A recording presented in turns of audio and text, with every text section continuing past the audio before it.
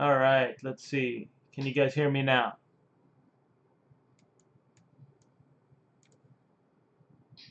All right, let's see. Can you guys hear me now? All right, let's see. Perfect. Can you guys hear me now? All right, so that's configured. Let's test it on Twitch. All right, let's see. And test it on Facebook. Sweet. All right, so that's kind of a lot of being an artist in the modern day is just troubleshooting because things that you've set up and tested even last week will somehow break down. Okay, cool. You guys like my desktop, the Deadpool movie? I just saw it the day before. It was awesome. Best ending credit scenes. Let's see here. Let's get this loaded up. All right, cool, guys. How's it going? My name is Aiman Akhtar. Thanks for showing up. I'm glad to be here. If you haven't seen my work, I'll give a quick introduction. This is my stream. This is my second time I'm streaming for ZBrush. First time was last week where I made this little Stegosaurus Fungusor. That's my own little IP that I'm building, Fungusors, little dinosaurs mixed with mushrooms. And I'll explain why in a second. But today I'm going to kind of continue on that project, start a second one, and this entire streaming that I'll be doing for ZBrush will be 3D printing and ZBrush ideas to reality. I've kind of become a 3D printing expert. Over the past 10 years, I've been working in the 3D industry. Started out in Chicago for 5 or 6 years. I was doing advertising, a lot of commercials, then made the move to LA. And since then, I've kind of been doing 3D printing projects, trying to make that more of my specialty, as well as animation. So toys and animation is what I've been focusing on. Here's some of the projects I've worked on. The very large-scale 3D printed statues for Blizzard Studios' Overwatch release with Alliance Studios. Some really small 3D prints, the stop-motion animation puppets for Super Mansion at Stupid Buddy Studios. They're the makers of Robot Chicken. I've kind of launched my own toy line, which I'll get back to. And I run my own company, 3D Smiths, where I work with people to make their 2D ideas into 3D reality. So, let me bring this up here. So yeah, you can learn more about my company at 3dsmiths.com. If you're interested in learning about 3D printing in ZBrush specifically, my class is online, 8 weeks of lectures on Mold 3D Academy. It's self-paced, so you can go in and take it at your own pace, and you'll learn all sorts of stuff. 3D printing for wearables, for jewelry, for, primarily for character artists who want to print their own stuff. And you can see here's a bunch of the prints for my students. Cool.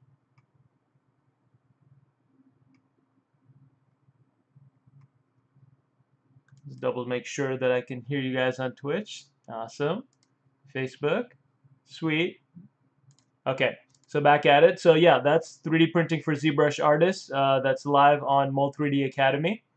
Next up, if you want to see my own personal work and get familiar with what I've been up to, you can go to my website, aiman3d.com. I've done a lot of different 3D print projects, so you can see a whole bunch of those there. Some of my recent favorites. I made a little Black Panther mask for my corgi. That one blew up on Reddit a lot. And then primarily what I've been working on this year is launching my own blind box, mystery box toy line, Fungusors, the little dinosaur mushroom hybrids. I really like mystery box toys, and so I wanted to come up with my own line. And having a 3D printer enabled me to test and prototype and create appealing designs and figure it out, really. So this is my newest venture, besides the freelance gigs and the company stuff that I'm always doing. In addition to being a mystery box toys, this is also going to be a augmented reality mobile game. So hoping to launch all that by the end of this year, DesignerCon. Okay. More on my ArtStation if you want to follow me as well. You can see I've got Fungusors on my mind, and that's kind of what we were building last week when we left off. Let's see. More on Fungusors at fungusors.com. And you can see kind of the journey. I launched this toy line last year, September, in Kickstarter. And so we were successfully funded, launching the app, the toys, the little animated backstory, and a bunch of merch. And here's the 8 different species I came up with. And now I'm just hoping to add more species. So that's kind of what this stream is about for me. It's an excuse to sculpt, in addition to teaching you guys some 3D printing and ZBrush stuff. And so yeah, if you want to see more of my Fungusors and the promotions I've been doing for them and how I've been building up the marketing and how to even go about launching a toy line, you can start looking at my development diary here and following along. Okay, so let's see if I look on Twitch. Cool. Yeah, if you guys have any questions, I can see it. So, just type in your questions there. Or Facebook here, I'm looking at the comments. So just type your questions. I'll check in time to time and hopefully answer those. One of the most common questions I have is, what do I print on? I've got two printers. One is the Form 2, which I can kind of show you. It's right there. My stereolithography resin-based 3D printer. That's part of the 3D printed dress you see here was printed on the Form Labs, as well as all my Fungusor's prototypes. They're printed on Form 2. So that's a solid printer that I really, really like and happy to promote because it's a really good product. The Form 1, that since I've had it, had a lot of issues, but the Form 2, since then, it's a workhorse. I can do 30 days of printing and 30 prints will come out good. It takes a little bit of getting used to printing in stereolithography and just knowing how not to make a mess and how to properly orient and support your prints. That's the kind of thing I teach in my class, and I'll show you time to time here. But this is a very solid printer. The other printer I have is the Raise 3D N2 Plus. That's this big beast over here. You can kind of see how big it is. I can try to step back, but it's about 24 inches build volume by 12 inches by 12 inches, so it's really massive. Okay. So yeah, that is the N2 Plus. I think Raise 3D just launched a couple of new printers, the Pro Series. What's cool about this is just the massive build volume. I don't know if you guys can see this little tiny photo, but just you can get really, really big prints. And that's what got me excited about it, because that's FDM printing. That's the fused deposit modeling printing, where you have a melted plastic out of like a fishing line spool. This stuff isn't going to be super clean, as in you'll see some build lines. But what's cool about it, it's really cheap and you can do really big prototyping. So you can do stuff for cosplay, you can do stuff for really anything that you want to prototype. Prototype, I do on FDMs. The final quality stuff, if I want to print, especially small, the Form 2's build volume is 7 inches basically. So that's what I do my small stuff in because it's a lot cleaner. That said, the Raise, it gets to about 100 microns, which looks pretty almost the same as 100 microns in a Form 2. So the printing technologies are starting to align. So that's the most common question I guess asked, is what printers I use. So if you guys have any more questions, just shoot them. Hey Kevin, how's it going? I remember you from the Noman Hasbro event. Good to see you. Thanks for showing up, man. All right, cool. So let's get started with today, what I'll be up to. Like I said, my thing has been Fungusors on my mind for a little bit, and it usually starts out like this. Let's see if I can make this screen a little bit bigger so you guys can see. Bloop, bloop. There you go. Should be able to adjust it, but that's all right. I'll just zoom in. So basically, I start by doing a little quick sketch in my sketch pad. There's a little iguanodon giving a thumbs up, little stegosaurus. And the goal is to kind of come up with interesting forms and shapes mixed with mushrooms, because mushrooms to me are just fascinating. And if let's see here. If I take a look at today's plan, it's to create something like a Dilophosaurus. That isn't Dilophosaurus. That's the closest living thing that has a little frill to it. But a Dilophosaurus is this kind of thing. So I'm sure you guys remember this from Jurassic Park, one of the favorites, that kills the Newman character. I just call him Newman. But it's a really fun dinosaur design that, based on real paleontology. And people really dig it. And I have always, dug this dino. So that's what I'll be thinking about designing today. So you can take a look at a lot of the reference just on Google Images. Let's see. But one of the main features is this frill. So I want to make an interesting frill. But remember, I'm not just modeling a Dilophosaurus. What I want to do is kind of mix it, kind of create a hybridized creature with existing mushroom species. And there's such a variety. The fungal kingdom is its own kingdom, like animals and plants. And there's so many different types of mushrooms besides the little bulb that you see. So the one that I was thinking for the Dilophosaurus, at least for now, is the pig's ears mushroom. And you can see that when you look at a pig's ears mushroom, depending on its age and depending on the angle you're looking at it, it can be very round and smooth, but it can also be really frilly. And it has this really fun pattern kind of going along the side of it, kind of creepy and skin-like. So that's what I was thinking of this one, of kind of mixing my Dilophosaurus, having the basically dino model with the frill kind of made of this mushroom. So step one is to gather good reference photos. Just like really with any other project, you want to start with good reference. So that's probably going to be what I'll be looking at on my second monitor over here. And this cute little creature. So yeah, what I'll be doing is primarily looking at this main screen, but on my second monitor, I have up a few different reference images as well as the the Twitch and Facebook screens so that I can see your comments as they roll through. So I'm going to set that up for a second, my reference screen. Okay. All right, I got a question from Peter Morshed. How can you convert your model from solid color to full coloring model? All right, that's a good question.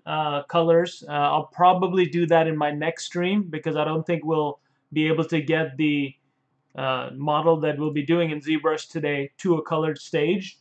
But basically for color 3D printing, you need a UV map still, and you're going to be exporting a file called a VRML file. And that's the most commonly used file for color 3D printing. There's a few others, but I'll show that in my next stream because that's kind of a whole different lesson. But if you're interested in that right now, Peter, look up VRML files. There's some lessons on shapeways and pin shape as well on how to make the color 3D prints. And I have that in my class as well. Good question though. This requires a bit more time to answer some heavy questions because they're like full-on demonstrations. All right, cool. So yeah, I've got the chat open, so let me know if you have any questions there. Crimson Haro asks, could you say the name of the webpage where your class is hosted again? That is, that's Mold 3D Academy, MOLD 3D Academy, and that's 3D printing for ZBrush artists. So it's like 8 weeks of lectures on ZBrush stuff that, for 3D print. So in these weekly streams, there's not as much I can go through. I'm just going to be kind of sculpting one project at a time. And what I did last week, actually, let's go over that first before we get started on this week's. So last week I started with this Stegosaurus reference, and I haven't decided what mushroom to put on top of it yet. Sometimes I kind of just like to play with the forms and design before I come up with a backstory and kind of, really delve into the character, what their personality, their traits are. And usually starts with a really shitty sketch like this. I'm not a 2D artist. My sketches are very kind of sculptural, like kind of pulling stuff out of the page just by adding more lines. But it gets the point across to me enough to where I know how to sculpt it in 3D. And that's the sculpt that I made in last week's stream. And for those of you that are here from last week's stream, I had promised that I'd show you the little printout that I had done. So let me close out of this and see if I can make that screen a little bit bigger for you guys to see the print. Open up my OBS, video capture, unlock, here we go. Make that a bit bigger. All right, so kept my promise. Here's the little 3D print for it's gonna try to get my face and try to zoom in on that. So I'm gonna try to show you guys, trying to get my face out of the way. Nope, that's tough. I'm just going to try to do it like this. So there's the little Stegosaurus print that I did last week. And you can see some of the details on it, if it'll actually focus in on it. So this print took about, I don't know, 2 hours, not even, on the Form 2, printing at 50 micron resolution in gray resin. And I did a bit of cleanup, which basically means there's supports on the bottom, because I oriented it kind of like this, and I can show you how I oriented it. So that's how I oriented this 3D print in the Form 2's 3D print prep software Preform. And you always need to have orientation and supports for stereolithography 3D printing. That's the resin 3D printing. And when it came out, I had to basically remove those supports and clean them up. That basically involves using a Dremel tool, X-Acto knife, and some sanding tools, and then just sanding those supports down. So once I actually prime this, which is to add spray paint on top of this, because you always need to prime these prints. Otherwise, they're resin. So the more sunlight that hits them, or more UV light that hits them, they keep getting harder, and eventually they'll go brittle. So you have to spray paint them. And once I prime this, you won't even see any of the little support nub, cleanup that I did. But that's basically the print, and you can see it's kind of small in my hand. It's about 1.5 inches. So the next round I print this, I'll probably print it a bit larger, 2 inches or so.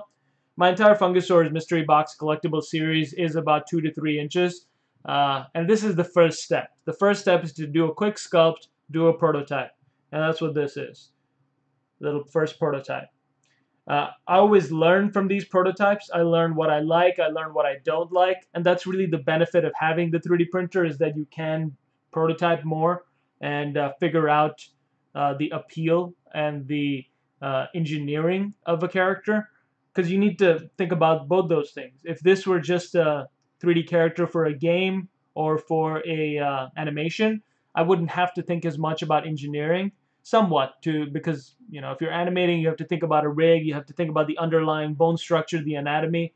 But what I mean about engineering is it's specific a bit to toys and 3D printing, because when you bring something into reality, you have to make sure it'll kind of stand up on its own. So you have to make sure it'll have balance. It should have a good grounding, like, so it can be planted, and it doesn't tip over or fall over. You want to make sure that the edges aren't sharp, so that if kids play with the toy, they won't poke themselves, although some will. I was probably one of those kids that poked myself. But these are the kind of things you want to think about in engineering, smoothness, balance, weight distribution as well, how heavy the whole thing is, sharpness. And really the last step is where you can slice and key parts of this model off for mass manufacture and injection molding and production for vinyl toys. So these are all things you need to consider, and I learn through every prototype what I like and what I don't like. For example, for this character, the legs are kind of a drumstick, like a chicken drumstick, and I like that in the design. I really like that in my 2D design. You can see there's the big chunk of the drumstick and there's the little stick coming out.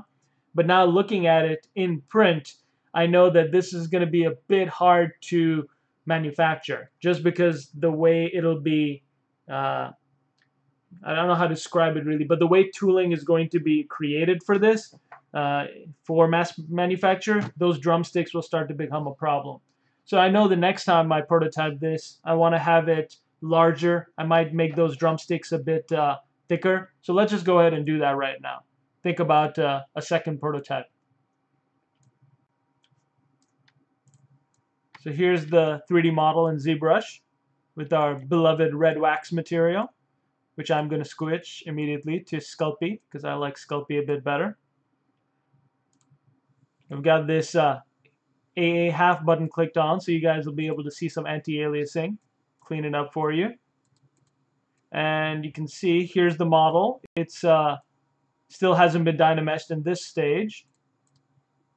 Here's the Dynamesh model, so I'll work off of this one. I'll duplicate that. and get started making some adjustments for my second prototype. So I'll name this one as well, Prototype 2, and the previous one, Prototype 1. All right. First thing I notice on this is that there's a bit of harshness to the way the eyebrows were smooth last time. Did this pretty quick in last week's stream, start to finish. So I didn't have time to think about smoothing everything properly. So I'm just going over it with the smooth brush right now, holding shift on my regular standard brush to smooth it out. You can see my eyes, the way I sculpt them, they're pretty large shapes, and there's not that much under the eyelid because that'll create like an air pocket or hollow. That'll be bad for printing and manufacture. So I don't do that. They're not separate pieces. They start out as separate pieces, but then they're all merged together, Dynamesh, and then smooth like I'm doing right now. A little bit of that rasterizing here as well, so I'll just smooth that. Kind of the whole point of this is form and shape exploration and thinking about what makes a character appealing. Like I like sticking this tongue out. It just added a lot more character. It made it kind of like a dog, and which makes it more relatable. And that's kind of the goal, is to make relatable characters. I'll turn off my perspective mode because when I sculpt, perspective can kind of be a bad thing. I like to switch in and out pretty often. And turn on symmetry. And I'm just going to use my inflate brush to start inflating these drumsticks and see if we can make them a bit cuter. Cuter and more engineering friendly. So already with just a little bit of inflation, I think it's already a bit cuter. So now you've got a bit of a bicep thing happening, which is less cute. So I'm going to have to inflate this up as well and do some moving. Make sure it looks like limbs.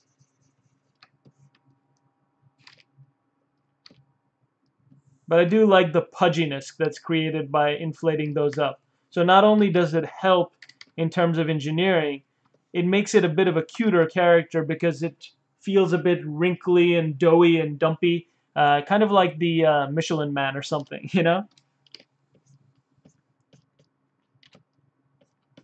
Whoop. Trying to switch between my inflate brush and move brush. I've got all these set up on hotkeys on my keyboard. Let me check your questions as well. Make sure I'm answering those. All right, Brian Buckman asked, what program are you using to slice? By slice, he's referring to one of two things. In 3D printing, your slicing can be basically looking at all your different layers, or it can be slicing and keying for engineering. Brian, I use ZBrush for a lot of slicing and keying. I've got these custom brushes set up that help me really quickly slice and key something. I can show you in a second if you want to see. It's really straightforward. Once you get used to the whole Dynamesh and ZBrush workflow, it's really powerful for slicing and keying. Okay. Let's see. All right. Legs are too thin. Is that an issue? Says Pro4201. Yep. So that's a yes, because I felt that they would look cool as part of the design. But once you prototype something, then you realize where the design conflicts with the actual practicality of it. Even with the thin legs, the 3D print stands up great. So if I were to sell the 3D print directly at an expo, say if I went to DesignerCon or Monsterpalooza this year, then I would just sell it as is. But if I'm thinking about mass manufacture, yeah, you got to think about those things again. Let's see. All right, X-Plutonium is saying you found a bug in ZBrush you want to test. Might be doing something wrong. All right, what is your question? Yeah, if you type it in here, I'll be able to see it and then answer it. So if you have a bug in ZBrush specific to 3D printing and or streaming, then I can help about that stuff, or sculpting, you know. Okay, yeah, so got this open here. So if you guys have any questions, just jump in. Okay. I love that effect that happens where you put one screen on one side or another and it zooms in. Okay, it's the back of this model. The other thing I noticed was the bottom of these prototypes, these edges get a bit sharp. So I want to make sure that these aren't too sharp. So I might inflate those as well. I'll have to flatten them still, but just inflate a little bit. Turn them into little balls. Little ball toes. Balto. Isn't that the name of some animated character? Balto, the dog, I have a feeling?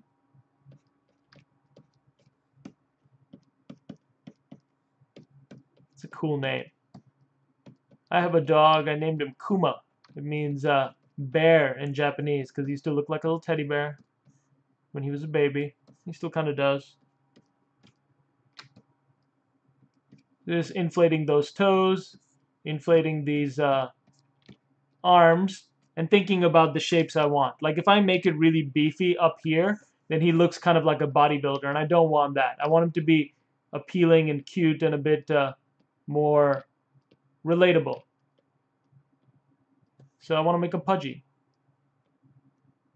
Because everyone's pudgy these days. Alright. Lower that down. Thinking about the anatomy as I go. A little bit. So I'm going to have to Dynamesh right now because all of the geometry is getting a bit pinched right there, as you can see.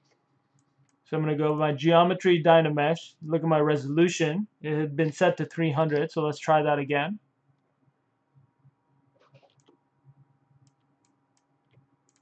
Looks like that did the trick. I didn't lose any detail. Now I can come in and fix the sculpt a bit. Probably want to smooth out the front of this a bit because the front of our limbs don't really have a crease. It's the part that bends that has the crease. Just smoothing bits and pieces out a bit now. Trying to create nice appealing curves. So I'm smoothing out the front ends here, but I'm probably going to leave the back ends with that line. And that'll translate into the print too. Everything you sculpt translates into the print. Sometimes you have to over sculpt. And by over sculpt, I mean you really have to dig in there. So if I really wanted this line to stand out, I will switch to my dam standard and really crease it, you know? Because when you're sculpting for print or something that's real for toys, you have to look at your model kind of like at the toy scale. That's the scale that it'll be printed, and that's what you'll see. So you have to kind of train your eye to think of it that way. It won't be one-to-one with, you know, if you see a lot of detail here, especially if you start really detailing, like these are cute characters kind of made in a animation style friendly style. So I don't need that much detail. But if I did start adding a lot of scales and stuff, I'd have to figure out what's the depth of those scales so that they would read, you know? Meaning that, say if I wanted to do scales like this, will that read? Or will I have to increase my Z intensity and do that, you know? So that's basically what I mean when I say figuring it out. And that's what prototyping is really useful for. I didn't own a 3D printer for the first 2 years that I started learning 3D printing. I just kind of, you know, farm stuff out to Shapeways or different maker spaces around here. In Europe, I believe there's another 3D printing service, it's Modeler or something similar to that. So there's these services that you can use to, even if you don't have a 3D printer, to start learning about 3D printing. What kind of stuff that you want to make with it. And just prototyping it out. I did a lot of different prototypes. I tried doing a lot of different things because I just wanted to learn as much as I could. Because 3D printing kind of enables you to do large-scale sculpture, small-scale sculpture, toys, and miniatures. That's actually the company I'm currently working for. It's a startup in Santa Monica here in Los Angeles, and they're the ones responsible for the Hero Forge miniatures customizer. I could show that in a second, or maybe I'll show that in the next stream, and we kind of do a miniature sculpt. So now I'm using my clip curve brush to kind of clip those legs and the tail so that it'll be flat, because you want it to be flat on the ground. Like, it needs to be able to rest.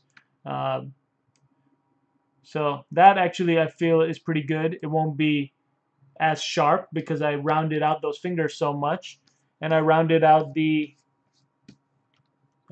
legs. So already that's that'll make a better prototype.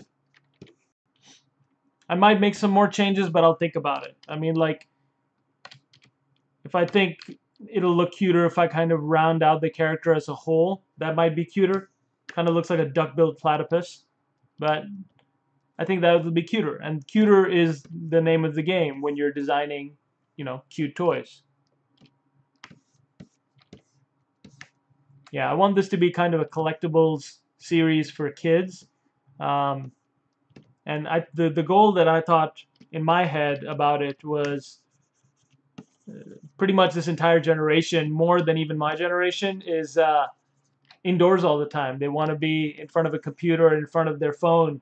So I was thinking of doing something like Pokemon Go, but instead of just limiting people to stay in the streets, I want to encourage some sort of gaming with these toys and augmented reality to take kids back into the outdoors, to take a look around forests, walk around more. And so we'll see if we can make that happen. Shooting to release all of these new Fungusor's designs, as well as the older toys that are now actually in production right now. They're in mass production. So I can talk a bit more about that as well. That looks pretty nice. Legs look a bit long to me. I want these creatures to be a bit like babies, so I don't want them to be too adult looking. So another thing I can do is really just make my inflate brush really large and just really inflate the whole thing. Make the legs even pudgier. I don't know if that helped. Nah, it didn't. So just undo it back.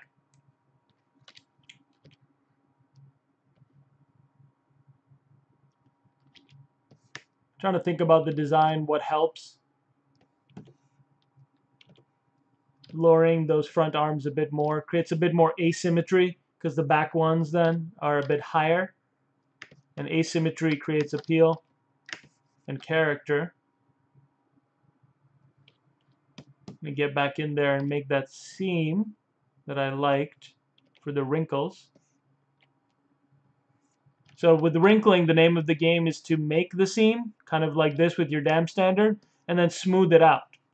You want to be able to do both. You can't just do the dam standard and done. No, you have to smooth it, figure out how it actually flows, and what the weight is that's being pushed around. So this seam kind of blends into the seam that's going under the body. And really, where the main part of the seam is, it's not the top, it's at the bottom. So I want to reinforce that.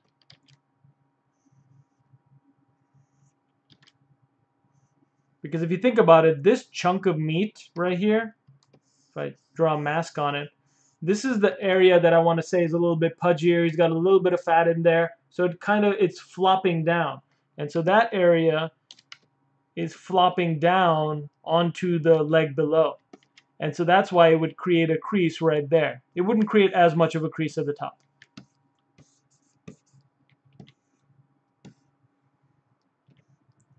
And coming forward, I might just smooth it a bit or pinch it down. So this is my sculpting process. If you saw last week's stream when I had started this character, it was just made out of base shapes and then just primitives basically, and then dynameshed into this shape. So yeah, that looks a lot better, but I need to take my eyes off of it. You know, if you keep looking at the same thing for too long, you won't be able to see what you need to. So I'm going to go back and save this as stego number 3. And then I still need to figure out a few more things with this character. What specific mushroom do I want to blend this with? So I'm going to do some more research and figure out what mushroom is a good fit for a Stegosaurus personality. And even if I even want this kind of shape. I did another drawing a while back where I had thought about that. And if you take a look here, and try to make this screen a bit bigger. Again. So this is the drawing that I had done the first time around for this thinking about a Stegosaurus, and it's an artist fungus. An artist fungus is a different kind of mushroom. It doesn't look like your standard mushroom. It's kind of like a pig's ear mushroom, and I might end up going back to that. Let's see. Let's look up artist fungus. Make this window smaller again. Okay. So if you look at an artist fungus, it usually grows on the sides of trees, and it just comes straight out. It's kind of like a hanging ledge kind of mushroom.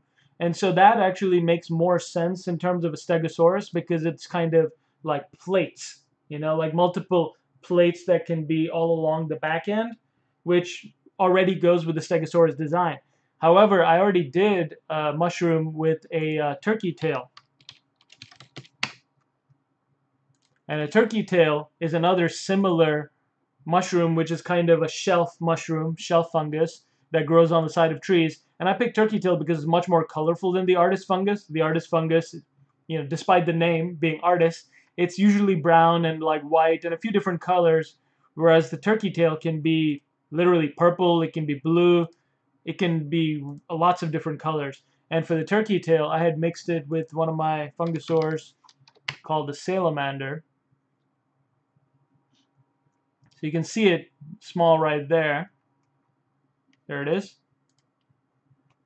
So that's a design I had created last year, a Dimetrodon mixed with a turkey tail mushroom. And you can see kind of where these guys end up. Like I'm not taking them really far. I basically finish the sculpt, add a bit of color and poly paint, and then do a render in Keyshot. And that at least gets me the base of what I'll be doing. And from this point, I prototype for 3D print. But you can see that's one thing I've already done. So that's why I was thinking that maybe I won't do a shelf mushroom for the Stegosaurus, and I'll do the more classic mushroom shape. And so that was what I was experimenting with. And I actually like this classic mushroom shape. It's just a matter of a little bit more research, figuring out which mushroom to mix with now to think about the shape language. So I'll probably come back to that. This looks already pretty good for a second prototype thinking. I'll probably keep moving these pieces around, and yeah, the more I look at it or more I look away and then look back, the more ideas I'll get as to how to make this cuter.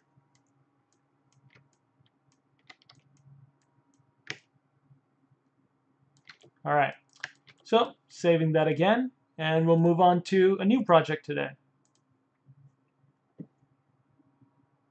Check back to see if you guys have any questions. Whoop, okay. Hope you like my little sound effects for when I switch things around.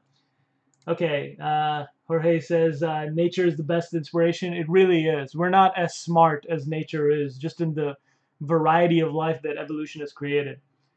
All right, Peter Morshed is asking, is poly count affect the quality of printing and the cost of the model? Cost of the model? No, not at all. Poly count, maybe if you have a really faceted model, it would affect the cost of it, but most of the time, not the cost. Does it affect the quality of printing? Absolutely, because that's the reason why I came in and smoothed some of these edges that had really visible polys. Because if I look at the model right here, and you guys won't see it because it's super small, but there weren't really any faceting. There wasn't any faceting because even if the Form 2 could get really high resolution, that faceting that you see in ZBrush, it's just too small once it's actually printed. So you won't see that. But the poly count, if it's too low res, then you'll have a faceted model in general. So you'll start seeing those lines. So you don't need to make your model so low res. I generally print my models at anywhere from 200,000 polys to 1,000,000 polygons. So the polygon count doesn't matter as much. The Dynamesh that I choose, see, I'm working at about 2,000,000 polys. I might work at it at about 8,000,000 polys too. But at the end, before I print, I'll usually decimate it down for print. So when I do the decimation, say if I were to prepare this guy for print, I'll duplicate it. I'll go to my Z plugin 3D Print Hub and do not 3D Print Hub. I was going to go down to Decimation Master first, pre-process current, and ZBrush will think about it for a second, analyze the mesh, and think about how to reduce it. And then I will reduce it. So right now the poly count is 2,000,000.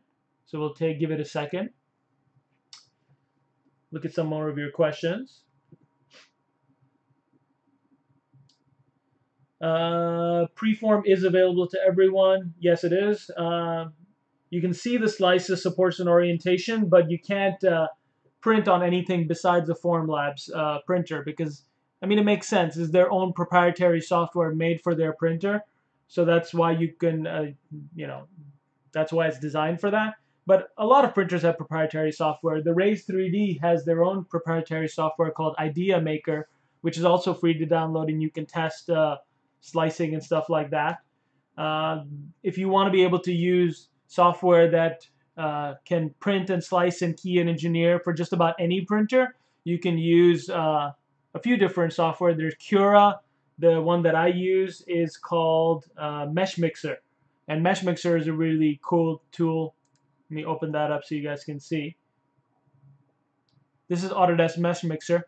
And you can import in pretty much any STL, slice, key, engineer, clean up, and then send it out to print as an STL file. So that's, I don't know if Mesh Mixer is free. I think it is. So check out Mesh Mixer.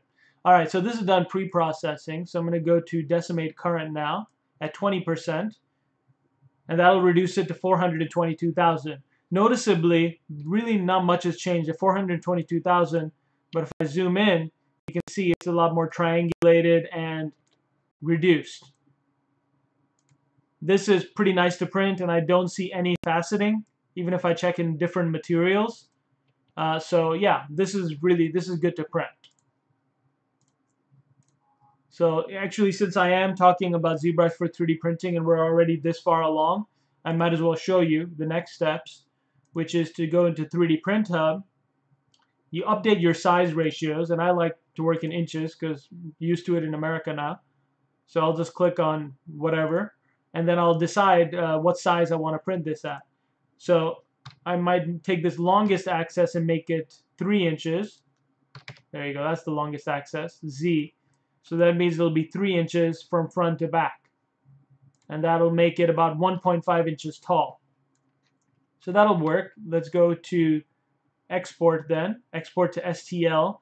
Or since we're talking about Preform, ZBrush has an integrated button that just says send to Preform. So let's click that and see what happens.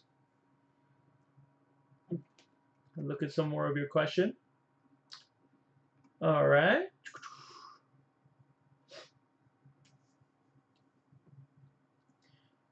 Support and hover hang management is something to master. Yep, definitely. You need to learn and think about how to print best. Let's see. And why not splitting the model to reduce the support or control better the location? Yeah, I generally do that. For bigger models, I slice and key them up so that I can print them with the best possible orientation. I'll show you what I mean by that in a second.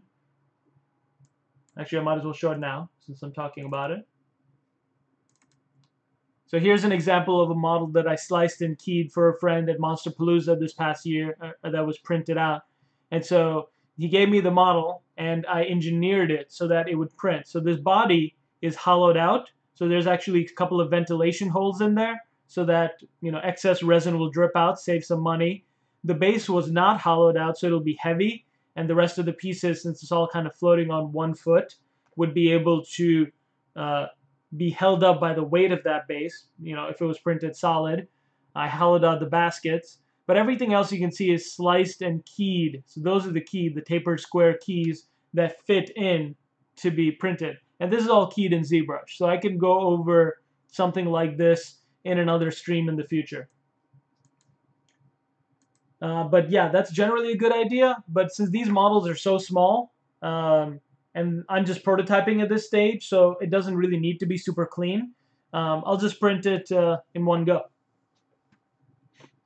It should have opened in Preform by now, so I'm surprised it hasn't.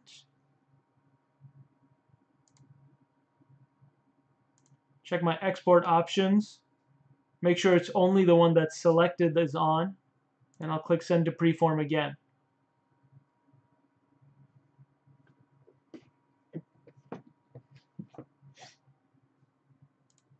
There we go. So it did open it up just in the background.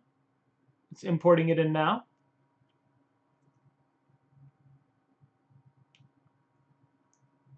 Needs a little bit of mesh repair. That's all right. Just click Repair. When it does repair your models, it's trying to make sure that there's nothing slightly overlapping, that there's no intersecting edges, that the mesh is watertight. So that means that it's going to be hollow. There's no holes, basically. I clicked on Use Inches because that's the setting that I exported out of ZBrush. And so that's the model in Preform. You can check the layers on this side here. If you drag that just up and down, you can see how it breaks down.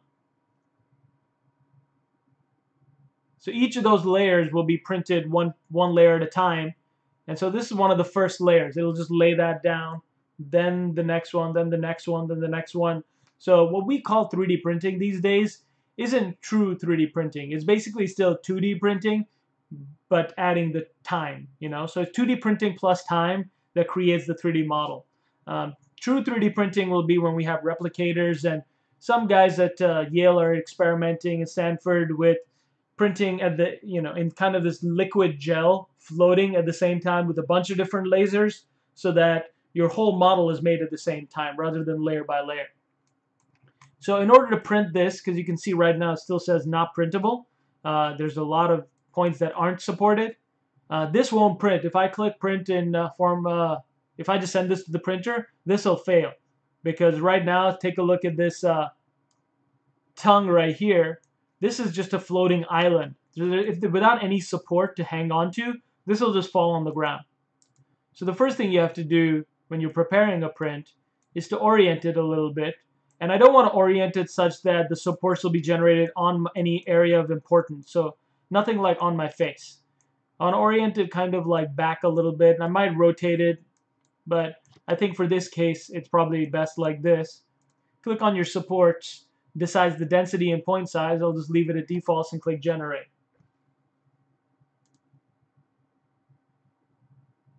Okay.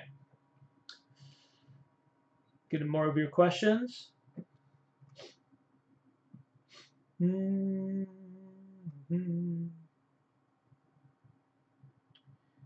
Polysculpt is saying you can now buy Chinese SLA printers for US dollars 400 to 500.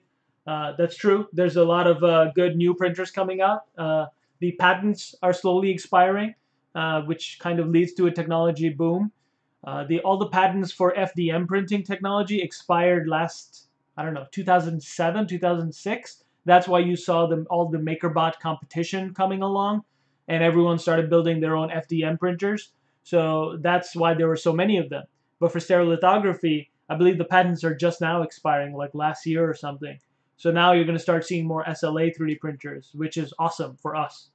The CR10 is a great one. I've heard good things about, and I've seen some samples. I haven't tried it myself, but it's really affordable, so there you go. A lot of my friends and myself actually had been thinking about backing the Slash 3D printer on Kickstarter, but I've been burnt on Kickstarter backing 3D printers. I backed the Tico 3D printer, which was kind of a Delta FDM printer. Delta meaning triangular. but I never got it. Actually, right now they're declaring bankruptcy, so I have to see about filing some paperwork. I might be too late to get my funds back. Now that I think about it, I should write that down.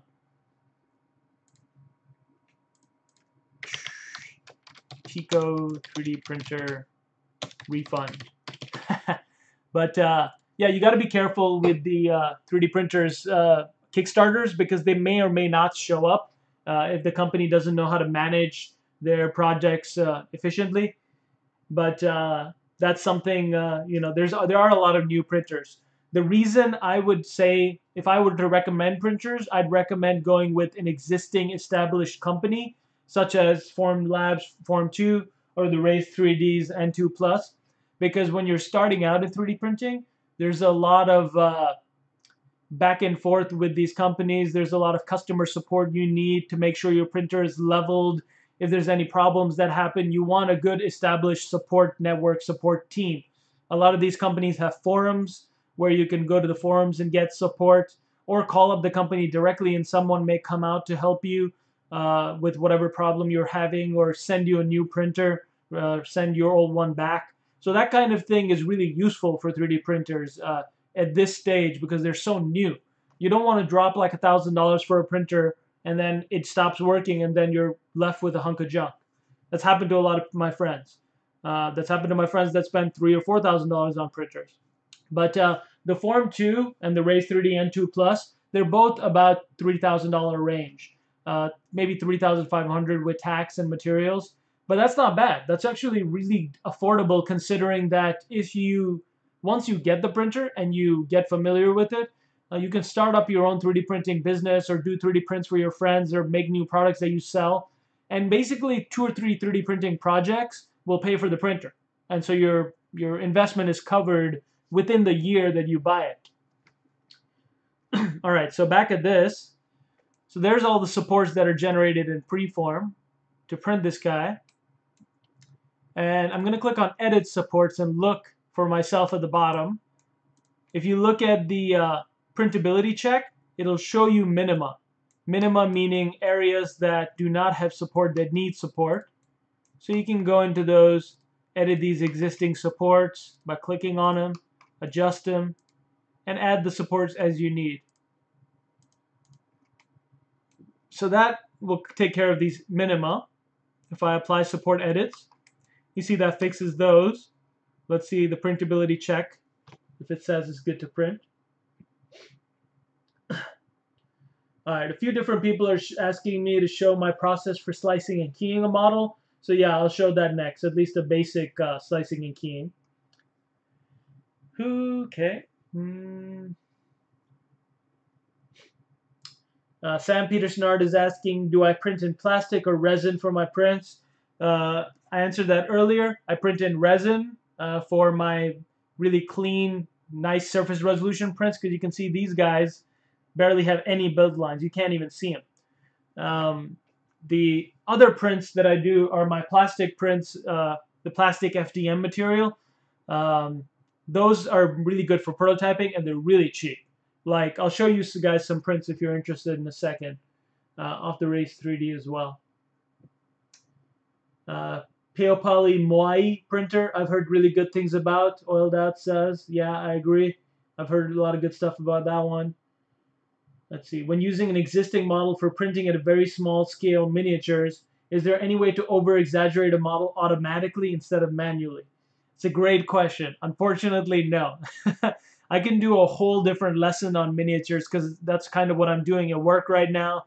And I've made several miniatures where you realize you really need to over-exaggerate those details in the sculpt for them to read at a really tiny scale. I haven't found a way to automate that process.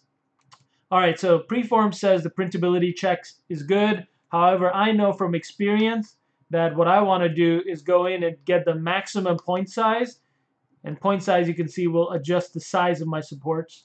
And I want to add a few supports at the bottom with like a really big point size. Something like that. And what this does, it'll really anchor my print to the printer. And it'll make sure that it doesn't fall off the print bed as it's going up and down on the Form 2. Because the Form 2 printer has a wiper that wipes away the resin between every print. And when it does that, it basically will be moving up and down a lot. And when it moves up and down, your print is hanging upside down. It may fall off sometimes. So you want to make sure you added a couple of anchors. And so this looks good to print. So I'll click Save. And I'll say Stego 2 print test. And I may or may not print this. We will see. Because this is slightly bigger than my last print test. If I import that in, we can check that out. All right, here we go. All right, so this is the Stego. Let's see. Wonder if it'll name it for me. That's the new one that just came in. So that's the earlier print test that I did. You can tell because the legs are thin and spindly versus these guys' legs are chunky. And I can look at it from the top view. So this print I'm already doing is a bit larger, print size wise. If I look at it from the right angle. So it's pretty much the same size though. And if I think about it, like I was thinking that this print is a bit small, so I might want to increase the scale. So I'm not printing this right now. I'll just think about this later, and if I do want to increase the scale, I can always come in here and say, maybe make this 3 inches. That's too big.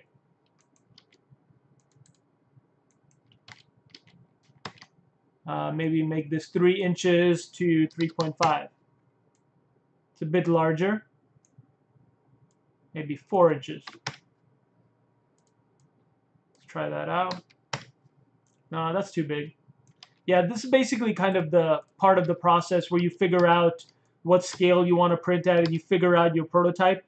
And actually the best workflow or procedure to do this would probably be to scale it in ZBrush properly and export out properly. So at least I have a working file or knowledge of where I left out at. In any case, I'm not printing this right now. I'll just think about it, and I'll probably come back to it. So I'll save this, and I'll quit out of Preform. Since we were talking about this already, and for those of you that don't have Form 2s, don't use ZBrush, don't use Preform, I can show you the other method, which is you want to go in your 3D Print Hub, make sure your export options say selected. You can choose your scale, and then you can click Export to STL. So I can say Stego 2 prototype. And I'm just going to export an STL file, and I'll bring that into Mesh Mixer and prep that for print there.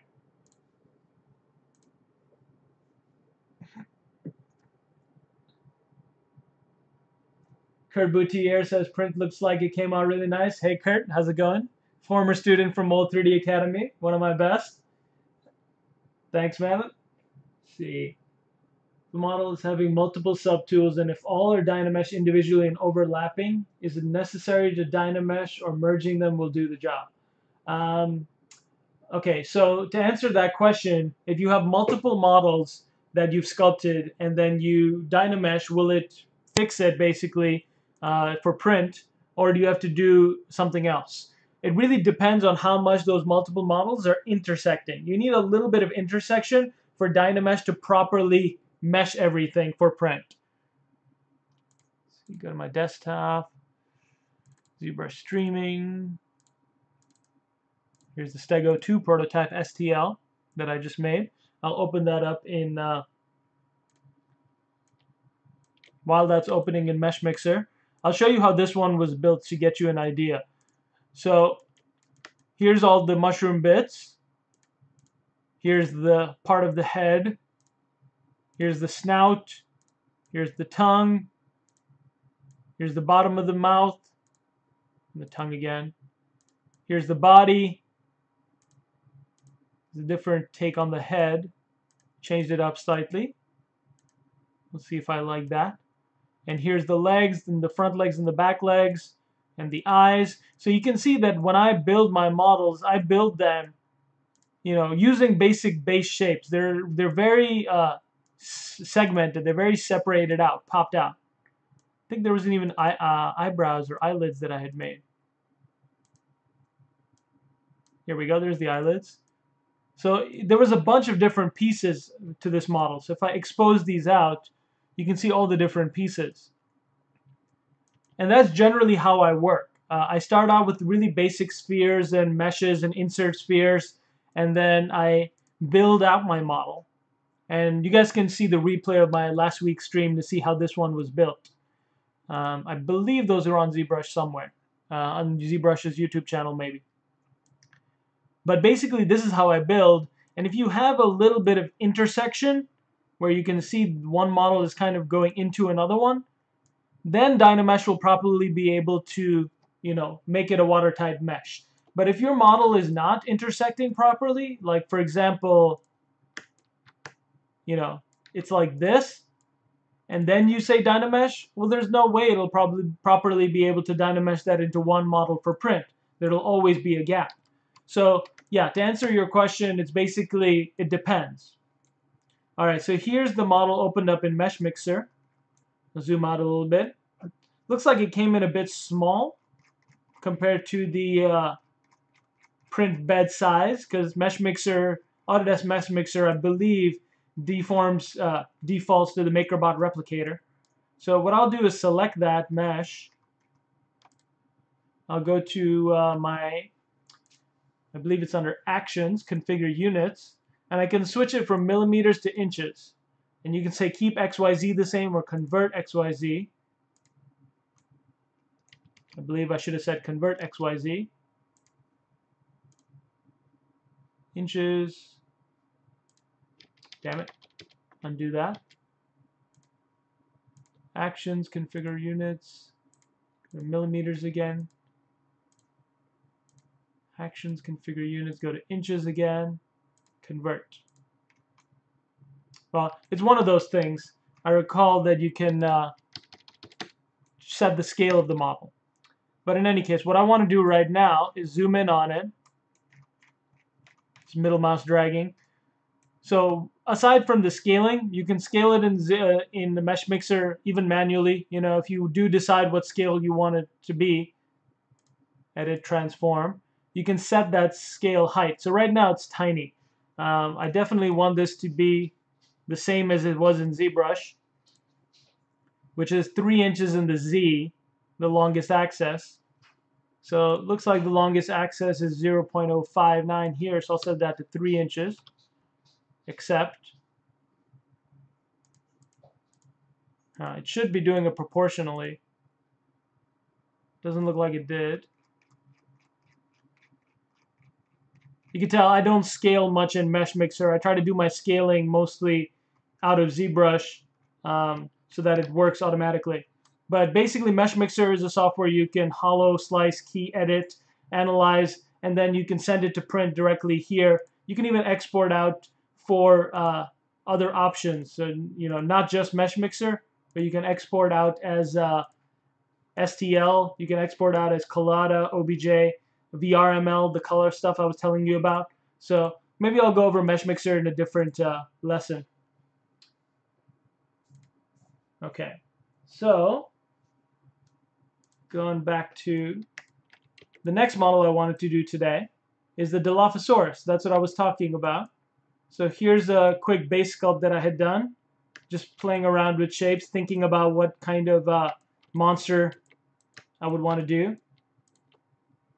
Let's see, turn the solo on the head. Looks like a little Demogorgon dinosaur. But that's kind of thinking about like a pig's ear mushroom and the Dilophosaurus.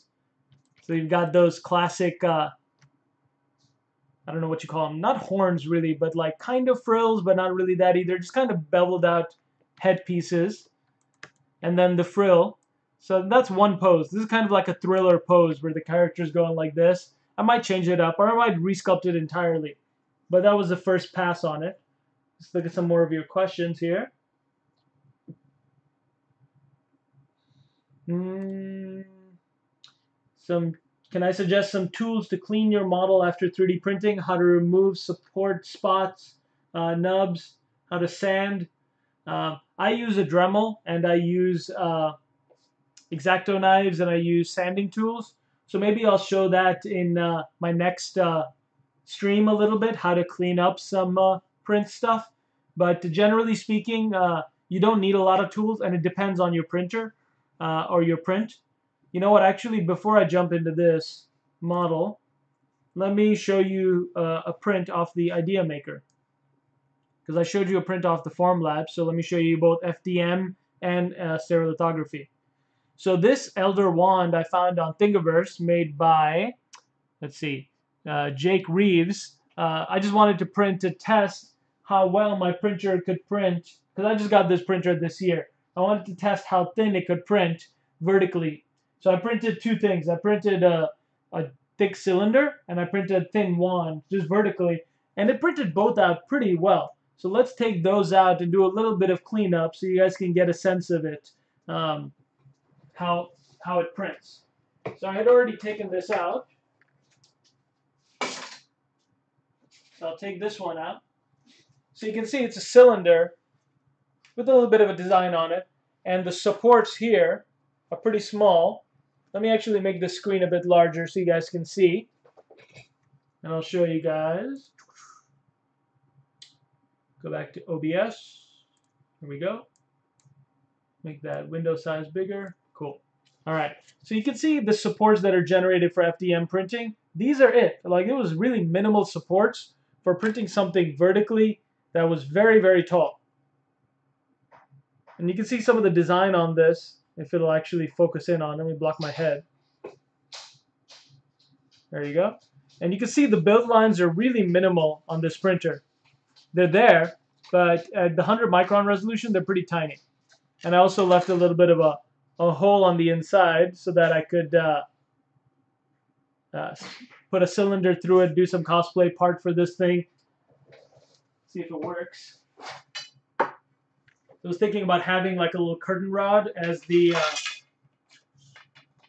central piece. And so that works pretty well. And then adding, more pieces to it. So we'll see. I'll come back to this project later. But what was really cool is that this Raise 30N2 Plus was able to print, because this is my first print test like this, something so thin with minimal supports vertically this tall. This is, I don't know, maybe like 18, 19 inches, but it can go up to 24 inches, so it can get pretty big. The other thing was the Elder Wand, which I just printed last night, so let's take a look at that. Now you can see how I would actually take something out of the printer. So I'll zoom this down a bit. In this case, this should be relatively easy. I should just be able to twist and pop it off. And so that was fresh print that was done last night, and I was just able to rip it off. You can see there's a little bit of the supports that are still stuck on there. So I can use something like a spatula. This is the spatula I use for my form too, but it should do the trick. There it goes. So there's the little support base that it generates. And then here's the wand. And you can see the supports I'd made for this. Now, FDM printing, you don't really need a lot of supports and the orientation matters a lot, but you don't need supports as much as you do in stereolithography. But that was it for the entire thing. And you can see once it gets to the very top, since the printer shakes a little bit, when you get a really thin print, it starts to kind of warp. But that's pretty neat. That's pretty massive. Let me see, hold this in front of my body. That's a very tall print, and to be able to go in one go. So next thing I'm going to do is take these off, the supports that were generated on the bottom. Looks like I can kind of pull them off with my hand. If you do want to be a bit more careful, close this.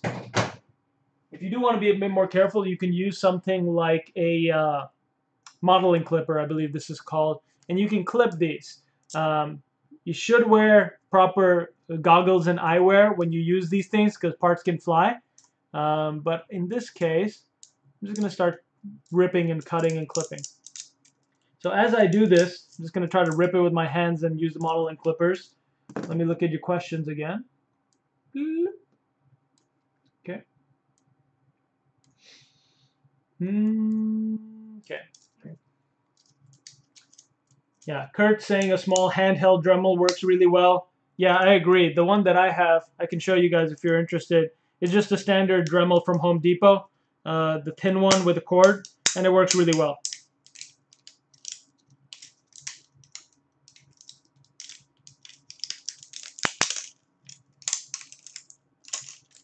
All right, so ripped it a little bit, didn't really need to clip, and the supports came right off. So there's the supports for that. Jake Reeves Elder Wand. Doesn't look exactly like the... I mean, it's actually a really good facsimile of Dumbledore's wand in Harry Potter. I did just recently go to Universal Studios, though, and I saw the actual one, and it isn't so geometric. So I guess if I really want an Elder Wand, I'll have to sculpt my own. But what's cool about this is you can go to Thingiverse, you can go to PinShape. That's the Formlabs version, or Formlabs recently bought them out. And you can basically get a lot of models that are stereolithography printing friendly as well on here. And a lot of people upload models for free. So Thingiverse and PinShape, you can get a lot of 3D models to just print and test out your printers, make some stuff, gift some stuff to people. So yeah, and you can upload your own designs. And so this actually I'm pretty psyched with, and that's a really good test for my printer, because if it can print something really big like this in one go, beyond just like, you know, cosplay and props and stuff, there's a lot of stuff you can do with that. Like I was thinking about doing some fine art pieces, all sorts of things really. All right, people keep talking about the Dremel tool on the Twitch thing, so I'm gonna go check that out. I'm going to bring you my Dremel and show you. Peter Morshed on Facebook is asking when's the next stream. I believe it'll be next Monday, but let me get back to you on that.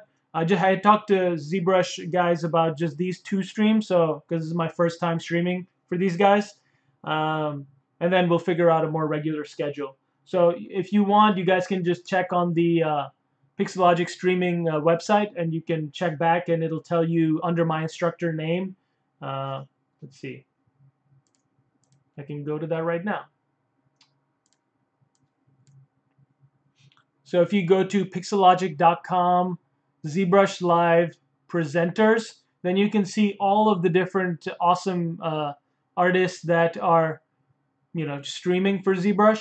And if you scroll all the way down to the bottom, there I am, because I'm more recent. And you can check, I think there's some links to my past broadcasts here, and it'll tell you when I'm streaming. So my first time streaming was last week. This is my second time.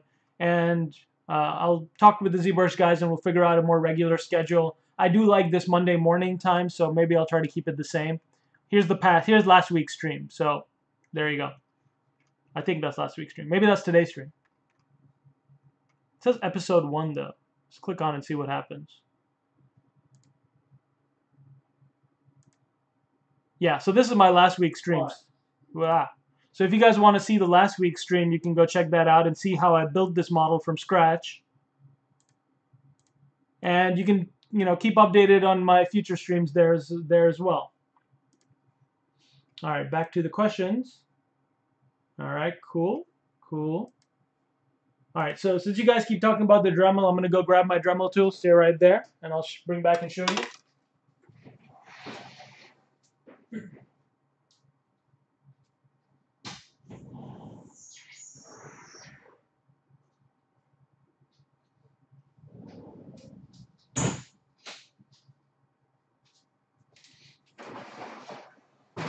All right, back. Here's the Dremel tool that I use. It's the Dremel 3000. Let me see, can you guys see me? Yeah, you can see me. Okay. Maybe I'll make that a bit bigger again.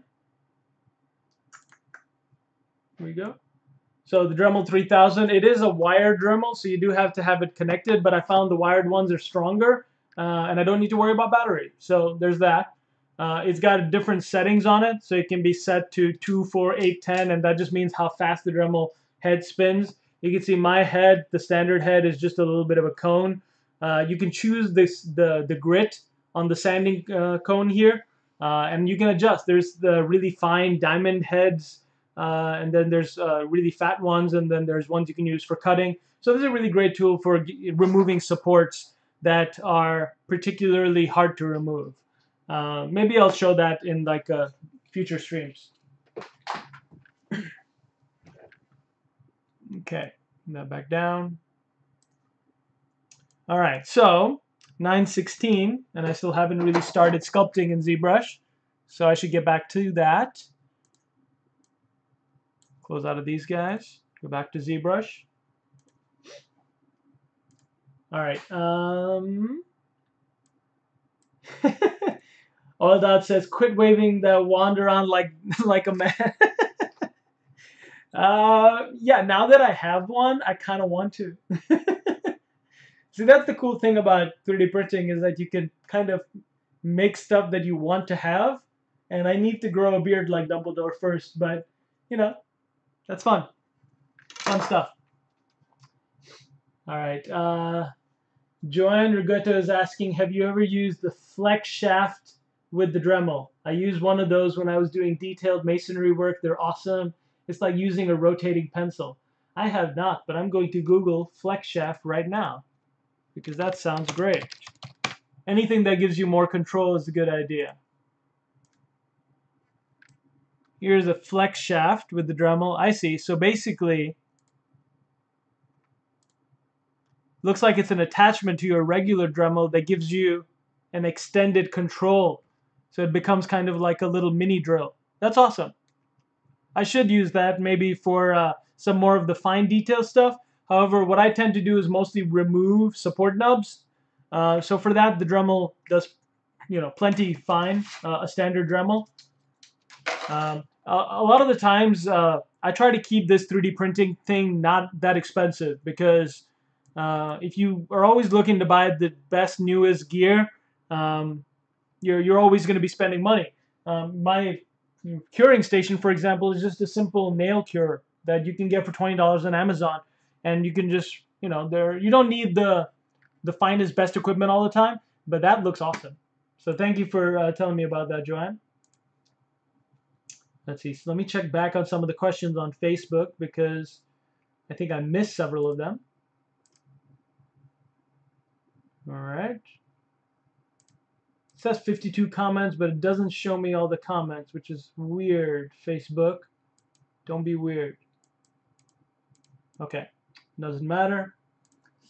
All right, Sam Peterson Art is asking, is there typically the same amount of cleanup required for both plastic and resin? I'd say no. I'd say resin printing requires a lot more cleanup. You saw me take this print off the Raise 3D right now, and I literally just picked it up, ripped off the bottom supports. I'll probably Dremel and sand a little bit of the bottom here, but that's it. This one's good to go. With the resin prints, often what you have to do is, let's see. No, well, often what you have to do is you have to take it out of the printer. You have to put it inside an isopropyl alcohol solution, like 90% isopropyl alcohol, rinse it out multiple times. After that, you will need to let it cure. So you need to put it inside of a curing station or put it out in the sun. I have a porch. I can just put it out in the sun. Or, Formlabs even has their own form wash and form cure accessories that I use at work that can cure the resin part and wash it. Then you can remove the supports with modeling clippers, X-Acto knife, and then do the dremeling or sanding, multiple layers of sanding. So I'd say without a doubt the resin is far more support and cleanup than FDM printing. But then both require, painting and finishing. So it's really your preference. It's not one or the other. FDM is awesome for prototyping, printing big. As you can see, like, big stuff prints no problem. And this is cheap. I think this is maybe like $3 or $4, maybe, not even, of material, versus this is probably $3 or $4 of material. So you can look at, resin is way more expensive than plastic for printing. So, really, if you're thinking about making it a cheap, regular hobby, I'd say go with an FDM printer if it's just for hobby stuff or prototyping stuff. But if you're trying to make really high resolution, fine, clean stuff, go with the resin. It's worth the cleanup. Okay. All right. So that's a bunch of stuff. Okay, so I've got about 40 minutes left here in the stream before I'm going to sign off. So I'm going to start talking less and start sculpting more. So you guys can keep the questions coming, and I'll try to get to them back a bit. But let's play some music and start some sculpting. Too loud.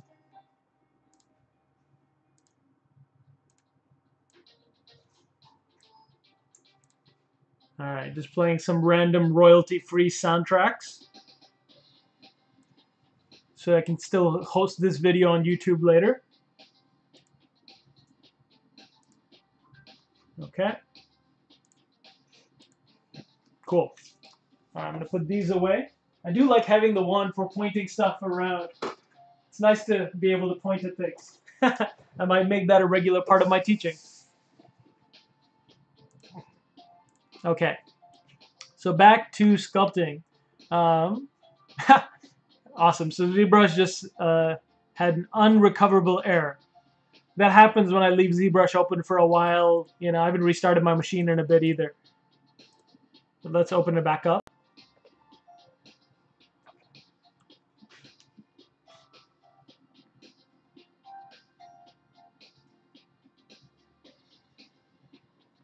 All right.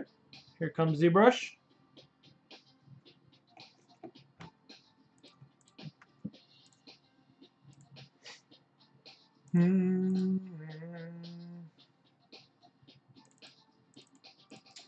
Open up the Dilophosaurus model that we started. All right, so this one I didn't really show the making of. I basically used an existing model from one of my previous Fungusors and adjusted it to make this base, the body.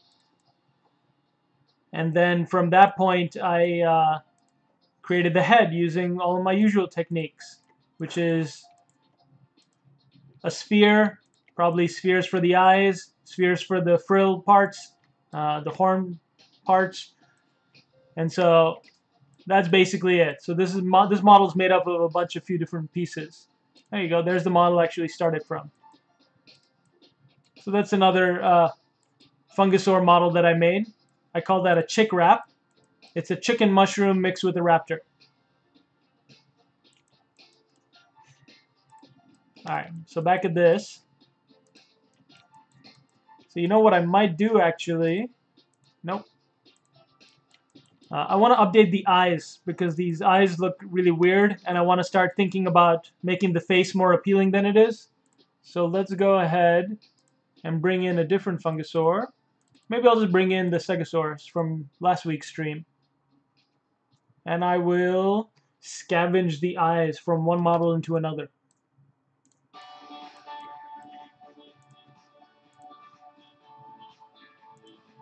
Alright, this music is way too upbeat.